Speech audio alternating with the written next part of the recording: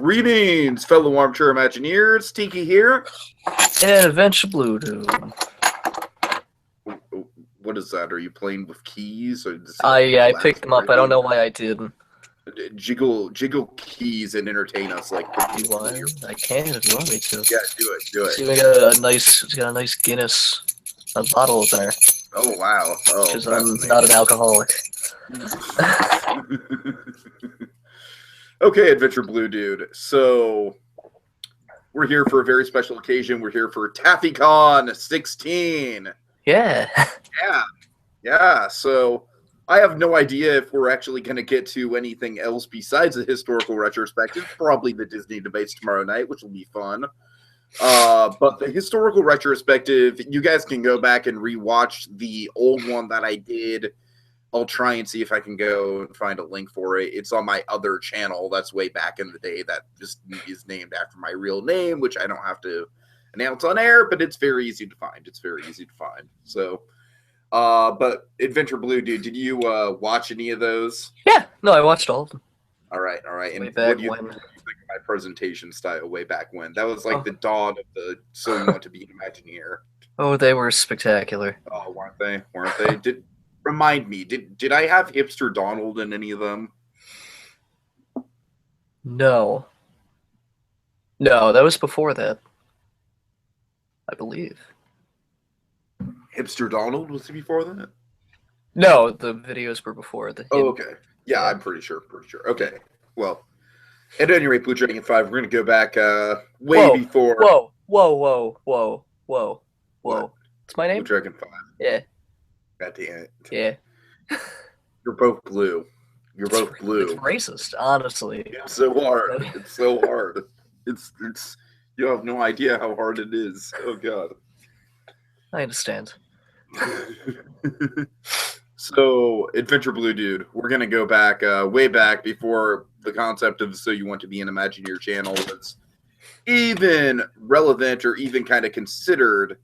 We're going to go all the way back to season 1 and kind of go talk through this very quickly. But do you remember anything about season 1? I know you didn't follow it when it was actually going on, but have you gone back and kind of taken a look at anything from a historical context from your point of view?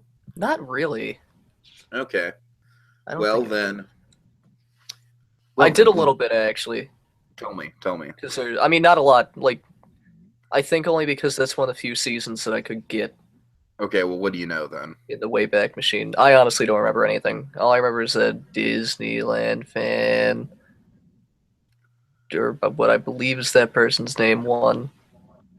You're thinking of Disney Freak 59. Yeah. Okay. All those old people. I don't know who they are. Well, actually, a couple people are still with us out of the Final Four. Yeah. That's what I highlight. We have the Final Four here, which really, if you go back and look at it, it really is kind of a Mount Rushmore. So You Want to Be an Imagineer personalities. You have 4th place Basket Buddy 101, 3rd place Costa Freak. I want to kind of highlight this a little bit, Adventure Blue dude, because this was like a big, exciting moment in the history of the game where Basket Buddy was by far the front runner to win. Basket Buddy, of course, we're going to talk a lot about him in the next hour or so because he kind of highlights a few of these seasons, but in season 1, he definitely was like, he didn't have the concept art or any of that, but what he did have was detail. He had a lot more detail than anyone else. And the thing that kind of did him in this particular round was, while he had the detail, he didn't have the realism, because what he did essentially was he created a roller coaster in Condor Flats, and my big problem with it as a judge was that it just totally disrupted the flow of the area in terms of like the Grizzly Peak and kind of the peaceful nature of that. And also, I think it'd be kind of like a big nuisance to the guest staying at the Grand Californian Hotel, which is a big premium thing. You've got his DVC right there. And so you don't want a big coaster running through that. So that's where I believe Costa Freak, I don't remember exactly what I did. I believe it was something to do with reviving the People Mover at Disneyland. And that was enough for me. That was more realistic. I thought that while on paper, the idea of doing a roller coaster is pretty cool for Condor Flats, DCA definitely needs some more thrill rides. However, at the same time, I really think that on the realism point of view, what do you think? You've been to California Adventure, and you know how close up Condor Flats is to the Grand Californian. So Well, yeah, but it's also off to the side a little. It would depend. It would depend on where he's placing it. I'm I would pretty sure say. he wanted to replace the Redwood Creek Challenge Trail. I'm pretty sure I that get was the the plan. problem then. Yeah. Yeah, you get the Yeah. problem. Yeah. Okay, okay. And then we have a big Disney fan who's still on the boards is M. Harrington, I believe, Yes. Yeah. who I worked with in The Choice in 2015. So yeah, he was definitely a talented person. His whole thing, as Mandy and Ruth like to say, he was kind of the king of sort of the old school kind of philosophy of Imagineering, like sticking to the basics, sticking to what works, sticking to what Walt kind of established in the first place. That was his gameplay style, and I think that kind of gives him a respectable place. But I want to highlight the first place winner, Disney Freak 59, and Adventure Blue Dude. You want to just give a big old Norma Bates. So sad to the fact that we don't have a lot of these projects in. A lot of these projects have just been lost to time, and it's just tragic. Yep. Website shut down. Yeah. I've been working for years, well, about a year, to try to get them back, and I cannot. Yeah, unfortunately, I am happy that we have the Hall of Fame thread. I am happy that we have all the standings of the people. I think that can give us a good grasp of what went on, at least from a gameplay sort of perspective. But one of the projects I do remember very, very fondly, this is an iconic project. When I did my top 10 projects video, if you remember that, or was it a blog? I think that was a blog. I know you did top 10 projects on the blog, and if you did it on the blog, they're still there. Okay, cool. I'm pretty sure I did it on the blog, and I know that this was my number one. It was Disney Freaks Legends of the Lost Army, which was essentially an e-ticket in China for the World Showcase in Epcot, where it was totally based on real Chinese mythology as statues coming to life. And Adventure Blue Dude, I know you're a big Epcot fan, so that set the tone for So You Want to Be an Imagineer. I consider that project to be really the definitive kind of like first step into a larger world, if you will. It's like, okay, here's what you're capable of. Here is what you can really do if you're set your mind to it. This is a totally original idea, but it's a full-blown e-ticket experience. I think it's still one of the more memorable attractions just for the place in history within the context of the game. Cool. Okay, so Season 2, unfortunately, not nearly as memorable. I think we can breeze through Season 2 and Season 3 relatively fast. All you need to know about Season 2, Costa Freak was definitely the underdog of Season 1, having gotten to third place, even though a lot of his projects were just a couple paragraphs apiece. You could tell he had a heart for the game, and you could tell that he was very enthusiastic about his ideas.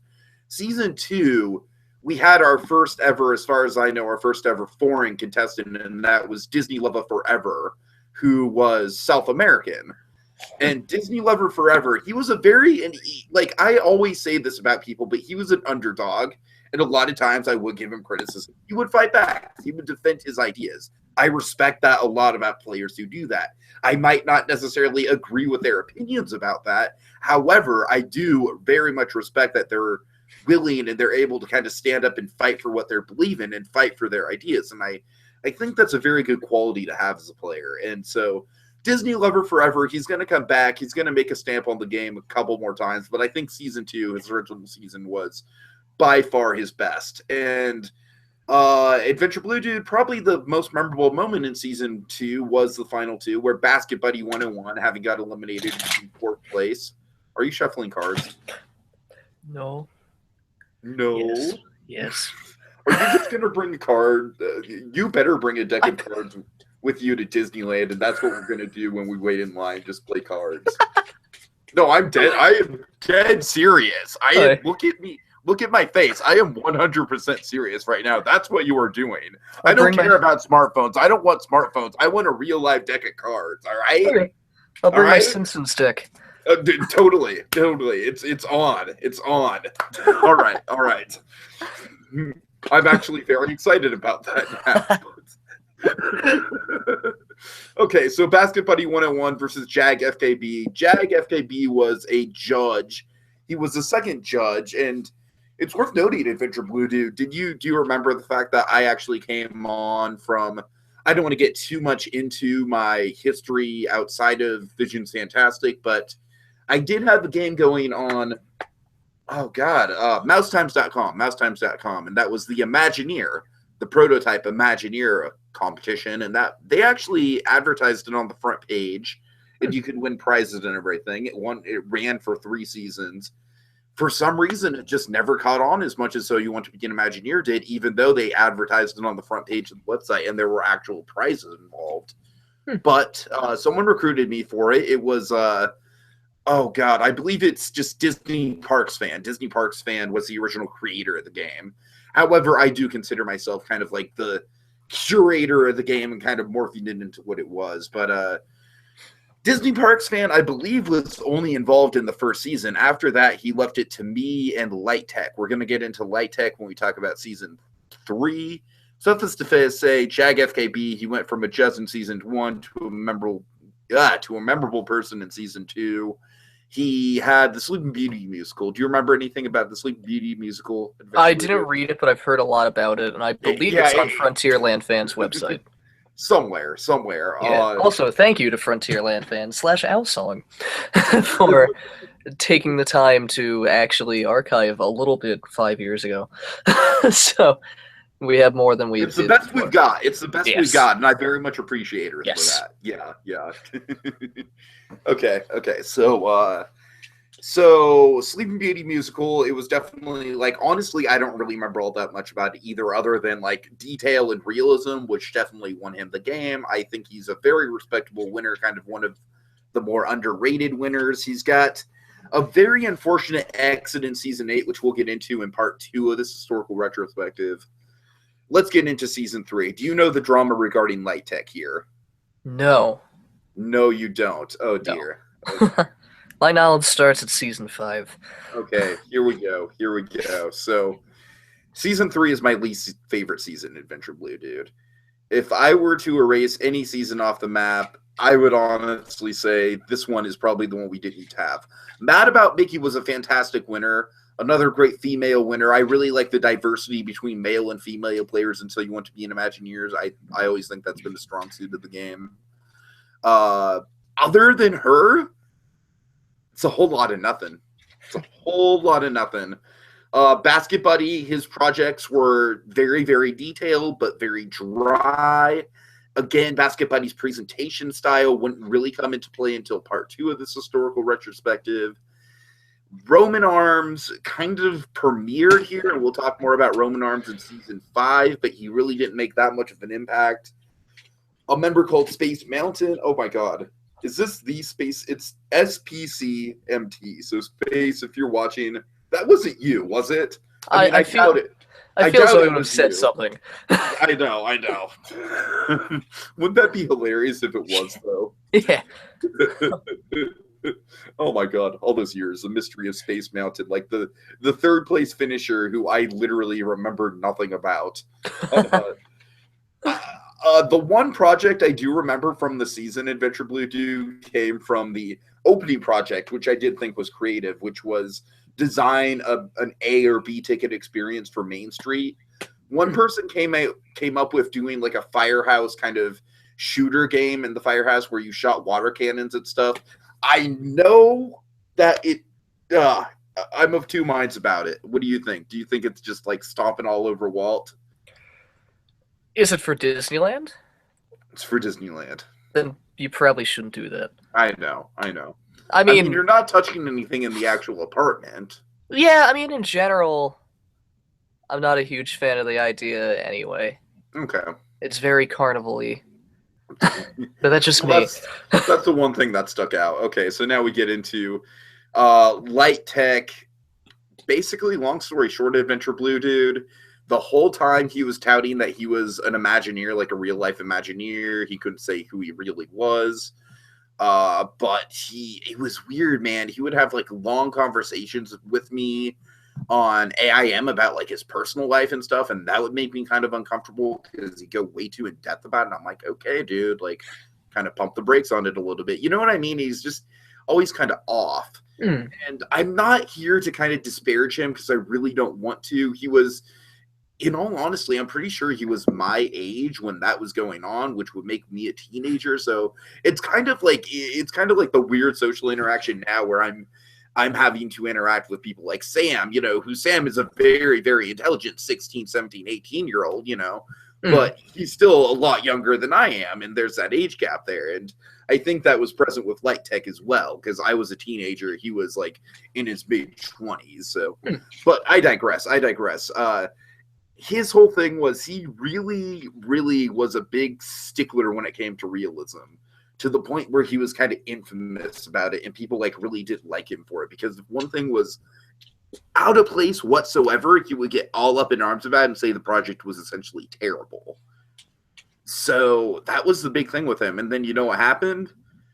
The very end of his run of season 3 kind of just gave me the keys to the kingdom, which I thought was kind of arrogant, because I'm like, dude, I've been here longer than you. I kind of run the game anyways. But he's like, you take it now. You take it. I'm like, yeah, I know. I was planning on taking it. Thank you. I have to save it from you now. Because he really didn't want Basket Buddy to win. He really never gave Basket Buddy a fair shot. In all fairness, like, I love Bad About Mickey as a winner, but he never even considered Basket Buddy for that vote. He was always just so anti-Basket Buddy, just because of, for some reason, just Basket Buddy having a lot of detail just got under his skin, and he didn't like that presentation style without the pictures. So, I don't know. But yeah, Mad About Mickey ended up winning.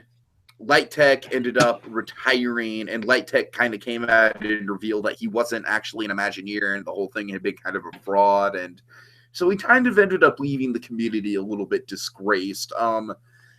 In some ways, I kind of feel bad for the guy. It's, but in other ways, I don't really know what he was thinking, kind of leading us on like that. So it's a very weird kind of situation, and it's kind of a dark cloud that hangs over season 3.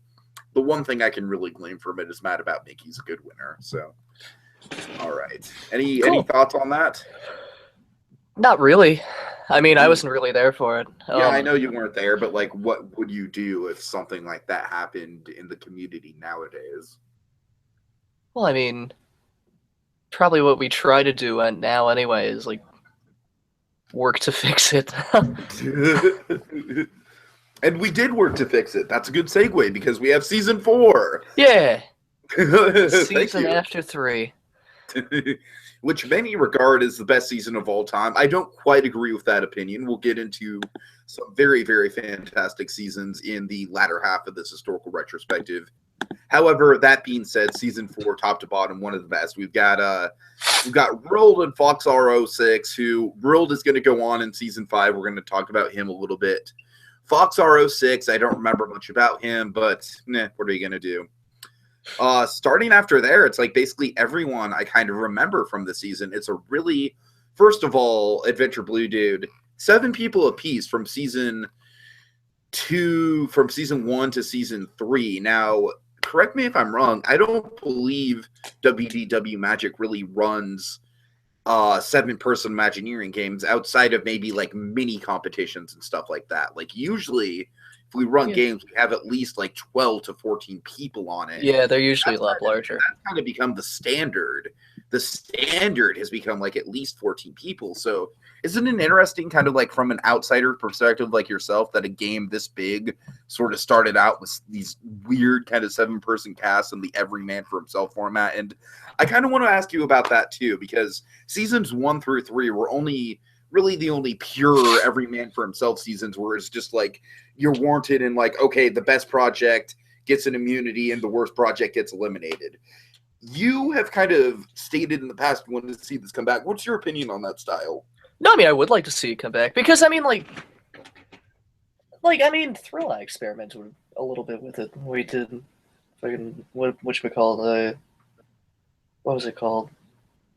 Yeah, Epicot. When we did Epicot, the experimental prototype Imagineering competition tomorrow, where it was every man for yourself, and like there was an elimination, but it's irrelevant. I mean, I like that though, because it focuses purely on the creative element, and I mean, it's entirely subjective with the judging, but right. At the same time, I would like if there was at least one game that focused solely on creativity and not teamwork.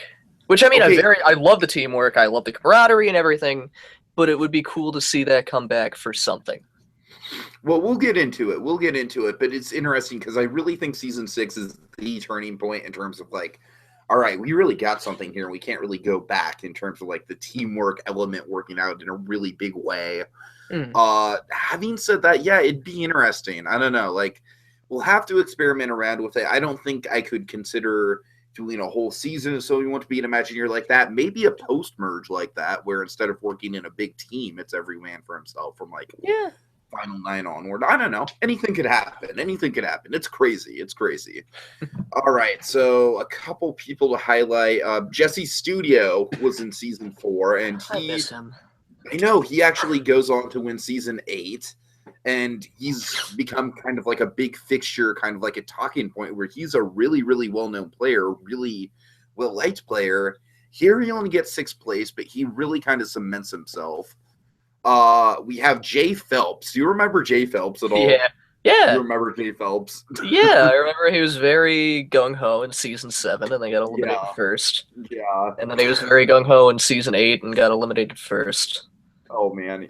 Jay Phelps is delightful. He got all the way to 4th place here. It was his best performance. And the whole time, he was just very argumentative, very, didn't play well with others, but I loved it. And I very much respected him. I remember him being pretty good. Yeah. He's a great character. I feel like Jay Phelps is one of those characters from the early seasons of So You Want to Be an Imagineer who kind of falls under the wayside when you see when you talk about like bigger players, but I really feel like he's great, man. He really is a fun personality. All right, we had Enlight, who Enlight was very professional. I felt like Enlight he did some of the concept art, which was kind of one of the things he brought to the table. I remember he did blueprints, which was pretty big at the time. So Enlight made it all the way to 3rd place.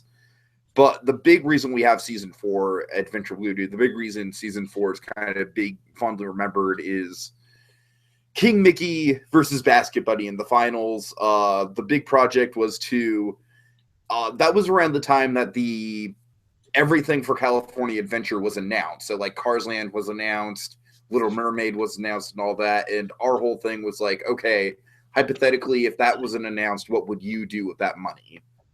And I remember Adventure Blue Dude. This was an extremely close call. This was probably the closest final 2 we've ever had. And now, given the context of what we know about King Mickey and Basket Buddy, Adventure Blue Dude, what do you think of this final 2? No, it's really good. I love them both, but I feel as though King Mickey had the upper hand. You do. Yeah. I didn't read the project, just knowing both of them. Well, it was one of those things I remember where Basket Buddy, of course, season 3, he gets 2nd place. Season 2, he gets 2nd place. So it was one of those things where Basket Buddy's win was kind of coming for a while. And not to say, I do remember being very conflicted about the 2 projects. I think what it came down to for me was kind of realism. Basket Buddy had a more realistic project. I felt like a lot of King Mickey's projects were, or his ideas were kind of a little bit more outlandish, a little bit more blue sky. And that is, a lot of King Mickey's style is kind of having these very outlandish concepts and very kind of original concepts. And I felt like Basket Buddies was just a little bit more down to earth. It was a very tough judging call on my part. All right, now you want to get into season 5, which is where you started following it?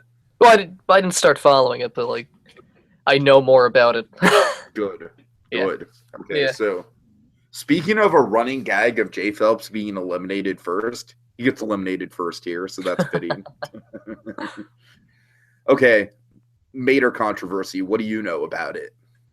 I don't remember anything. The only controversy I remember, and I don't even know how big of a deal it was, but it really bothered me when I read it, was there was a log flume project, and one team like finished it, and then Roman Arms came in like 3 days before it was due and said, "Fuck this, we're changing it," and then like they completely redid it. And I was like reading it, like this was like a year or 2 later. I was like, what is this? Like, why would you let this happen? I don't know. Roman Arms ended up being the winner for season 5, so he must have been doing something yet. Yeah. One of the one of the less memorable winners in the grand scheme of things, I would say. One of the more memorable final twos, though. Here's what I like about season 5. I like that season 5 is just. It was a clusterfuck of the season, but it did kind of introduce some big gameplay elements, and it was unpredictable because Roman Arms and Costa Freak in the final two. I mean, Costa Freak did get a chance to shine, and he was just very much a fixture of being eliminated early from seasons 2 to 4. So it was fun seeing Costa Freak in the final two here. Okay, so anyways, we need to touch on the Bader thing, though. Yes. Basically, what happened was it was the final 6. This was another 7-person season, and this would be the last 7-person season of the game. But it was the final 6, and basically they got divided up into 2 teams of 3. It was Mater, King Mickey, Rule, Man-Eating Wreath, Costa Freak, Roman Arms. I don't remember the order of it. I don't remember who was paired with who, but I do remember that it was essentially like story, presentation, and I don't remember the other role, but it was something like everyone had a role to play. Mater's role was story. You know how I feel about Dark Ride's Adventure Blue Dude. I've gone on air multiple times saying I don't like when a Dark Ride just does a movie and kind of is like, here's the story of the movie just in Dark Ride format. I don't remember the projects, but I do remember that one of the projects was a lot better in terms of delivering an original experience.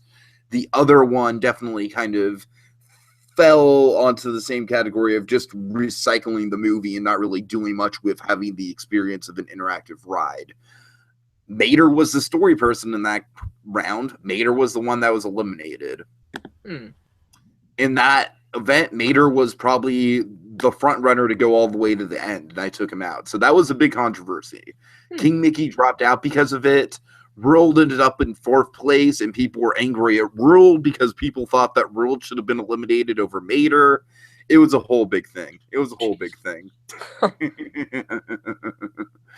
Okay, but another big thing that I thought was a lot more fun in the grand scheme of things was Man-Eating Wreath kind of inventing a whole terminology, which is getting Lord of the Rings. Do you know what getting Lord of the Rings is? Yeah. Tell me. He had to do a Lord of the Rings project, and he knew nothing of Lord of the Rings. In the grand scheme of the game, getting Lord of the Rings is when you're near the end and you come along with a project that you know nothing about, and you just hit a brick wall. And that's one of the things about So You Want to Be an Imagineer, and that's one of the reasons why we like to keep our project list so open-ended, kind of tackle a lot of IPs, a lot of intellectual properties that you wouldn't think would get a ride, is that, it's kind of like, it's basically a little bit of a lottery in terms of like what you actually know about and what you'd have to do research about. But research has become a fixture, So You Want to Be an Imagineer. That's a warning for people in season 13. That's a warning. Or you could do what I did and get lucky. Oh, God. Okay. We'll get to that next time. Oh, yeah. So, not much more to say here. Man-Eating Wreath, he did come out with the worst of the 3 Lord of the Rings projects. What did you think about the whole twist where for the final 4 projects, or the final 3 projects, I believe, I had them be all Universal? And that was, you wouldn't think that would be a big deal right now, right? Doing Universal Studios projects? Yeah. Okay, they flipped their shit. Like, that was literally one of the reasons why King Mickey dropped out, was that he heard that Universal was going to be coming up. Like, it's weird. It's like, in the grand scheme of things, I think that twist was really, really fun, and it kind of took everyone off guard. And it's kind of like Survivor with the tribe swap or something like that, looking at it from a historical context. It's like, no one had ever done it before, so no one saw it coming. Universal projects are fairly common now. It's like everyone does them, but now this was the first time that we kind of pulled the wool out from everyone and had a Universal project. People didn't know how to handle it, and the big front runner in the season, Man-Eating Wreath, got eliminated because of it, because he wasn't familiar with the IP. So what do you think, Adventure Blue Dude, in that regard, just given everything that happened? Season 5, it's a bit of a clusterfuck, but do you agree that some interesting things came out of it from a historical point of view? Yeah, no, definitely. Like, especially if the Universal projects are there, because I mean, like the Sure. more off the wall projects are the more fun ones. I find they're a bitch, but they're fun. Yeah, yeah. Okay, so we're moving right along with this podcast. We're getting going at a good clip here. We're going to get to season 6. How much did you follow season 6? I literally the only thing I know is the finale. Perfect. Yeah. Perfect. Okay, so Jay Phelps gets eliminated once again. The big thing about season 6, season 5, Mandy Narith was holding the League of Dreamers the same time as season 5. It was siphoning a lot of people away from season 5. I wasn't necessarily upset with Mandy Narith, but at the same time, I was worried for So You Want to Be an Imagineer. We had a big success with season 4, and I didn't want to go back to these 7-person seasons. I wanted to keep the forward momentum going. Hmm. So what happened with this is that me and Manning Reith eventually teamed up, and Manning Reith and I worked very closely together for a number of years. I mean, Garrett, if you're listening to this, like, I miss working so closely with you on projects like this, man. Seriously, those were some fun times because we reinvented the game here. The power of MVP came out of this season, which has become a fixture of the game. Team-based gameplay. We had the team leaders, King Mickey and Roman Arms, I believe, were the 2 team leaders for Team Ansem and Team Yensid simultaneously. King Mickey and Roman Arms actually ended up getting eliminated in 9th place and 8th place, leaving other team leaders in play. And this was before I believe one of the best decisions I ever made. Adventure Blue Dude was switching it from, instead of one team leader, which I think got kind of to a point of being stagnant and kind of the same people were becoming team leader over and over again, to having it be like, okay, it has to be a rotating door of team leaders. You can't be team leader more than once, right? Yeah. No, I mean, I like that sort of apprentice style team leader type thing. Okay, we'll get to that more in part 2, but suffice to say, season 6, the big storyline was the 2 competing tribes, Team Ansem versus Team Yensid. NG Man, Trevor A, and Ava MS123 were eliminated 12th place, 11th place, 10th place simultaneously, 3 people in a row, and then Roman Arms also. And then you know what happens, Adventure Blue do? What? Basically all 6 people from Team Ansem get eliminated one on top of each other. It's King Mickey, it's Disney VHI, it's Disney Lover Forever, Big Disney Fan, Mater, all down the line. I remember Big Disney Fan kind of came out as a little bit of a villain this season because he was so gung-ho about the old school concept, and he would be like kind of an aggressive team leader about it. I remember he did kind of inherit the team leader role from King Mickey once King Mickey was gone, and that was one of Big Disney Fan's more interesting seasons. Even if he didn't make the final round, he still did make a big impact. Mater was the big hero of the season. It was kind of a big shock that Mater didn't make the final project. I remember it was a really hard decision for everyone. It was one of the things where Mater was the project leader of a project that I felt was very mediocre. So it was one of those things where I had to eliminate Mater because I felt like the other people did their parts rather well, and Mater didn't really come together as a team leader to make sure the presentation was there. So it was a really hard, tough call. But yeah, I mean, what do you think of the whole the whole one tribe just completely being decimated by the other tribe after they're down in numbers? I mean, that's happened before. I I mean, it's interesting. think it's fun. I think it's a fun little narrative. Yeah, no, it absolutely is.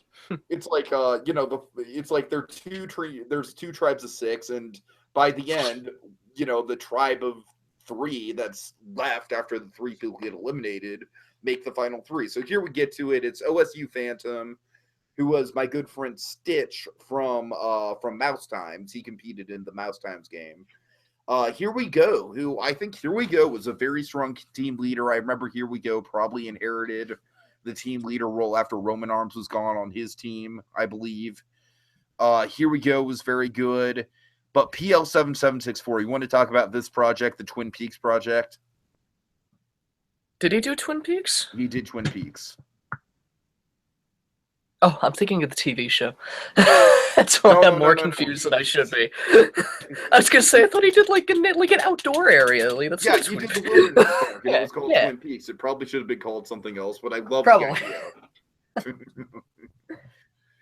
I Yeah. think this is one of the best ideas anyone's ever come up with. Just this whole idea of like this man-made wilderness recreational park across the street from Disneyland, kind of its own thing. Kind of would cost less money to go to. It would be a cheaper, more healthier alternative. It would. I don't know. I really liked it. I really liked it, kind of like from this perspective of just thinking outside the box, and it was definitely outside the box, and it won him the game. PL7764 was an underdog. He definitely kind of he made the rounds in terms of like he was helpful, but he wasn't necessarily the biggest player, at least until it got to the final few rounds. And then I remember him being really helpful the final few rounds, and that won him the game in the end because he had the strongest project. I remember in particular Disneyland, Disney Lover Forever also had a really cool moment here where, keep in mind, Disney Lover Forever was an underdog way back from season 2. And this is the first time he's played in a while. So it was nice to have him back. And I want to just kind of highlight this moment where it was basically everyone else on his team. It was one of those situations in Adventure Blue Dude that you and I never ever found ourselves in ever, where we're the only person on our team that's actually working on the project and we have to get it in by the deadline. Yeah, I've never seen that happen No, before. never. That's wow. But Disney Lover Forever kind of originated that, and he kicked ass, man. He kind of pulled it out. He pulled it out at the last minute all by himself. So I want to highlight that. That was a big event. Okay. Adventure Blue Dude, can you do some of the talking here as we get into season 7 fans versus favorites? You did, after all, make the final 3. Yes. So please regale us. How did you find the season? What made you sign up for it and whatnot? I don't know if I probably told the story far too many times, but I don't remember if I have right now. I started when VMK Magic did an Imagineering contest way back when. And I did that, almost won. I did an Epcot ride, a Donald Duck ride, won. It's okay. It's actually a concept that I've seen back on here, like on WDW Magic, like 3 months ago, and they presented it as a new project, and I was like, no, I read this 6 years ago, but I digress. But then like I was trying to find other like contests, things like that. Found Vision's fantastic. Found out that there was a game starting in like a month, and I signed up, and then I played. And then I think my one goal was to become an all-star so I could play in the next season. And then I did. That's right, because we did have that big thing going on where we had the Hall of Fame thread. Every season I would announce 3 all-stars. If you were a winner, you were automatically an all-star. It was a cool competition back then, man. And I think it kind of did add to the competitive element of especially season 6 and definitely season 7. Yeah. So, yeah. You made it all the way to 3rd place. Yes. I believe the final 2 was King Mickey and Vader, which I think outside of that was also a very good competition. Do you remember King Mickey's final project? Yes. Do you want to tell us about it? I don't remember specifics, but I know it was very introspective. It was very introspective. It was basically like creatures that you'd never seen before, but they're not like fantastical, like dragon type creatures. They're kind of just his own interpretations. And just the way he wrote it was beautiful. It's just beautifully written.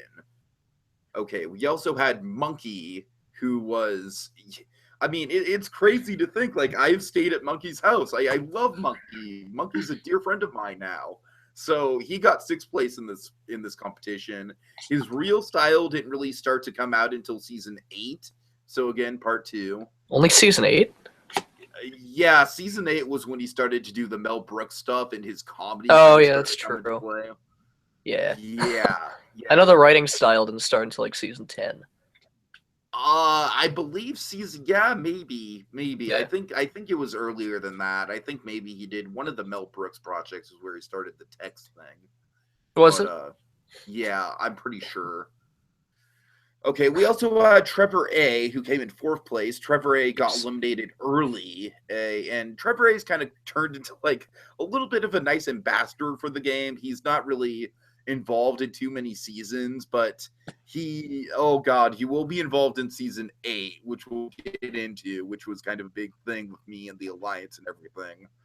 But Trevor's he's a fantastic guy. He's one of the most genuinely nice people I've ever met. Yeah. So he hasn't been around in a while. Yeah, he's living it up, man. He's living it up. He's living it up. I hear from him on Facebook every so often. I don't know. He's so nice. He's so nice. That's just the impression I've always gotten off Trevor A. Okay, let's see. The Carnival Ride Project. Do you remember that? Yeah, no, that one was cool. We did a swing, I believe. Okay. No, that was the other team. It was a swing that was like a yo-yo, and I thought it was awful. We did a ride where it was like a Ferris wheel and a scrambler put together, where like it was 3 Ferris wheels. It was like 3 Ferris wheels next to each other, and like the cars would like go around the Ferris wheels. Right. It's cool, and I really liked it. I think that still to this day remains one of my top 10 favorite projects. I think that really encapsulated, like, it was going way back to the core roots of not just theme parks, but just the amusement industry in general. And I really think that was a fun project to kind of like just get your head spinning in terms of like, okay, forget the theme of it all. Just what can you do just with the concept of just moving people? I don't know. I thought it was really fun. Let's talk about season 7 was what? I was going to say season 7 was also the season that introduced blue sky projects. Blue sky projects are something that should probably come back. I agree. The only problem with blue sky projects is that we have so many ideas for like IPs and stuff that we want to use, and it just kind of feels like, you know, a competition. Yeah. I don't know. We'll talk about it. I know the first round of season 7 was a blue sky project, and we did an Odyssey ride. Correct. That you didn't like. What can I say? Say? It happens. Okay, let's talk about probably the headlining event here in season 7, probably a legendary event. Man-Eating Wreath, no, not Man-Eating, King Mickey versus Musketeer Cole. Remember this at all when it was going down? Yeah, a little bit. And then Musketeer Cole left for like 3 years. Like, I forget why there was. Did Musketeer Cole think he was being targeted? He was being targeted, but he was being targeted because of the team dynamic and because. Oh yeah, he was really not controlling, but for lack of a better term, that very he was focused. It was like right. It was more kind of like he had his ideas. He really wouldn't hear anyone else out about what they wanted to do. And don't get me wrong, Cole is great. He is one of the most interesting characters we've ever had on the show. He went on to become a real-life Imagineering intern. He has written an Imagineering book that has been praised by Tony Baxter. I think it is fair to say, yeah. What Imagineering book? And why did nobody tell me this? Yeah. He. Ooh, what's going on? Hello? What? Pink Floyd is playing. Oh. You should turn that off. That doesn't happen until season 10. It's on my Facebook. I'm sorry. I was scrolling through my Facebook. It's fine. Yeah, Cole actually just wrote an Imagineering book. It's actually not necessarily Imagineering, but just theme park design in general. I believe it's called The Art of Theme Park Design or something like that. And Tony Baxter wrote the foreword. He praised the hell out of Cole. Tony Baxter had lunch with Cole on his birthday. I think it's fair to say, out of anyone who has ever played So You Want to Be an Imagineer, Cole is the real winner. Yeah. I think that's pretty fair to say. I think that's a pretty accurate statement. So, oh yeah. But what happened? Yeah, like you said, it was just, I remember King Mickey would come to me in private messages and be like, look, Musketeer Cole is driving me nuts because he has good ideas, but he's not letting anyone else get a word in. And Hmm. I'm like, look, man, I totally agree with you. I totally get what the problem is. However, the whole thing is, and this is why I think it's what makes So You Want to Be an Imagineer with a team dynamic so interesting, is you have to work through that stuff. I can't just come in and solve that stuff for you. That's what the game's all about. The game is all about kind of struggling through those personal dynamics. And even if you are someone like Cole, where you really dominate in the creative department and you dominated the concept art department, you might end up in a situation like this where you're on a small team and the other people don't appreciate you. I think it's really what gives the game so many layers to it, what makes the game so fresh and interesting season after season once we get into season 8 and beyond. And we'll talk about that obviously a lot more in part 2. Part 1, folks, is really just a warm up. I think part 2 we're gonna get a lot more in depth with this kind of stuff. It's gonna be a lot longer. There's a lot more to talk about. We might even have to break it up into 3 parts. We'll have to see. Yes. So Yeah. Okay, We'll let's see. cross that bridge when we get there. We will. Okay, so do you remember any projects that you did specifically during the season? I remember liking my semifinal project, which is the one that got me eliminated. And I remember liking that too. And it was just the whole thing of each judge had their scores. Yeah. And you had the lowest score. However, Yeah.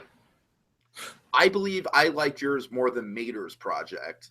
I remember not liking Mater's project. And I mean, I was terribly biased. But, like, it was essentially Jurassic Park the Ride as an EMV with guns. Right. It was basically Dick Tracy's Crime Stoppers outside, but in Jurassic Park. And that whole thing, it kind of reminds me of the Lost World Jurassic Park video game at the arcade, where I don't know if you remember that or not, but it's like the whole arcade cabinet is it's fashioned like a Jeep. You remember that? Yeah, no, they're in like every arcade. Cool. Yeah. Okay, yeah. So it was kind of like that come to life, which I appreciated. Yeah, and I remember Mater's being like a roller coaster for SeaWorld. Right. I was like, right. Ah! Yeah, it's okay. It's okay. But I mean, having said that, I think Mater definitely left his mark here. I think this is the last time we see Mater, if I'm not mistaken. No, he came back for season 8 for 2 days, and then fell off the face of the earth and has yet to return. Well, he didn't even last long enough in season 8 for me to credit him in the standings. So that kind of says. Well, that was when we had like 12 dropouts. I know, and the first person I officially consider is Jag, just because of the way in which he dropped out. But we'll cross that bridge when we get there. Yeah. I know Mater stayed around WDW Magic for a little bit. He did. He and I believe Mater and Trevor, and Trevor, right, hosted the Imagineer. The Imagineer, correct? Yeah. And season 3 was fizzling out when season 10 was beginning. Okay. Yeah. That's interesting. Yeah. And I believe that's it. Hack 2112 played this round. Oh yeah. I think he became a lot more interesting in season 9, I believe. Well, he left really early in season 7. He left really early in season 7, yeah. Yeah, because he got his credit card hacked. Right, that's right, hacked, ironically. Yeah. I'm sorry, it's not funny. Identity theft is never funny. But no. But season 9, he really did kind of dominate. He lasted all the way until the final 3 in season 9, which is the season you won. So yes. I'm sure you can talk about that when we get there. But I guess that is about it, Adventure Blue Dude. Do you have anything else to say about these early seasons? Not really. I'm trying to think if I have anything else to say about season 7, but I really don't.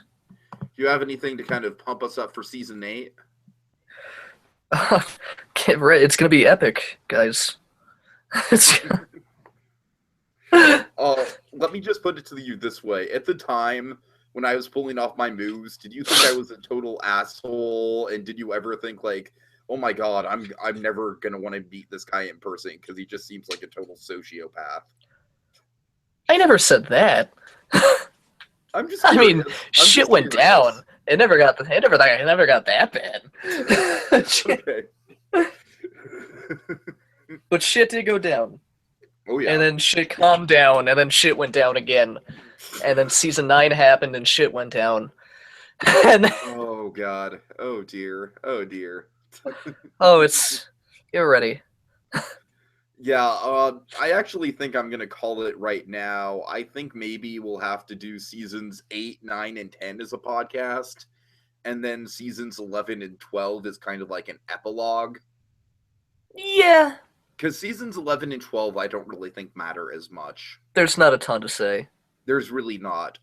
Garrett won season 12 after finally, or season 11 after finally trying. I came back and won season 12 almost by default. Season 12 might be one of the weaker seasons in our history, in my personal opinion. Yeah, that wasn't my favorite season either. Yeah, we'll have to make up for that in season 13. It did involve the Blue Wedding, though. That is part of the reason why it is not my favorite season. I just remembered that. That's like the one thing that happened during season 12 that's noteworthy. Yeah. And then I was trying to strategize with Monkey, and Monkey kind of like leaned more towards your side. Oh dear, good times. Good times. Oh, that was a great night. Okay, so and yet we're all going to be meeting up together, and it's going to be Yes. fantastic. Damn right. Yeah, But yeah, get ready. Monday is I when. believe it'll be Monday. Yes, because we're doing Disney debates tomorrow night. Yeah. Folks, if you want to be on the Disney debate, just message me or say something. Please. Call 1-800 Disney Parks Reservations. Yes, that's exactly where you can call me. Say yes. Yeah. I would like to be on Disney debates, and they will direct you. They will direct you to us. Oh God. Trust us. Trust me. If they don't ask for a manager, say the password. Just say, like, I demand Disney debates to be an actual thing Disney does, and I demand Tiki host it. I'm just trying to get to the So You Want to Be an Imagineer hotline, and they'll know what you're saying. They'll get right on it. And so, what would our equivalent be to like the Powerpuff Girls toy phone? Oh my God, I don't know.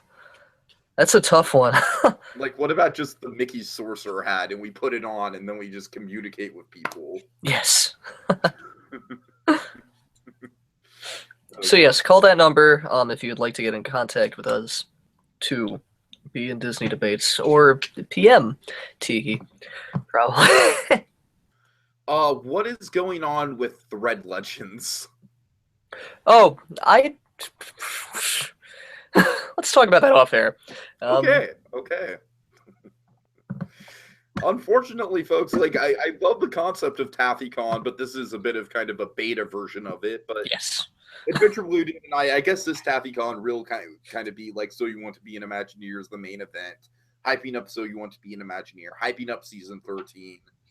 I think we might have like some sort of season 13 announcement podcast in the near future. Yes, we have some of the kinks of it. That's coming right up, Adventure Blue Dude. When is it again? It's that when you think about it, season 13, like we should be doing the signups like the second week of June and starting the third week of June. Oh my God, I gotta get to writing. It's yes, it is. Should probably talk about this off air, but you're going to be we should with me, right? Yes. Okay, thank God. No, I'm not. No. Good. I will be hosting the Sorcerer's Apprentice. Oh God. That was the joke of the night that I probably shouldn't have said. Probably. But yes, no, yeah, I'll be hosting it with you. And then, yeah. So expect that. Maybe we'll do something where we announce a project live at Disneyland. Maybe we could work something out. Yeah. Perhaps. We could probably. Yeah, we could try. Yeah. All right. We'll work towards that. Yeah. Okay. Remember when we were like really ambitious and we wanted to have like, okay, so if we could get like 3 people to meet up at Disneyland and 3 people to meet up in WDW and 3 people to meet, you know what? We could probably actually do that more feasibly now. Oh, we absolutely. I remember you talking about this like 5 years ago. Right. But nowadays, I feel like it would be a lot easier because, like, I could just fly down there. Like, it could be like me, Rob, and Garrett, and then it could be like we could get like like you and Space could try and plan his trip simultaneously. Well, I mean, I guess in 2 years, I will probably be in LA, realistically. there we go. There we go. And I hope to be there as well. So I don't know. What if we just did a whole like taped So You Want to Be an Imagineer with 12 people? Oh my god, like a sitcom? Yes. Perfect. That's something that Garrett should work towards. We should find that in his head. Yes. Okay. And on that note, folks, I have a personal goal to attend to. All right. Have a good night, everyone. Goodbye.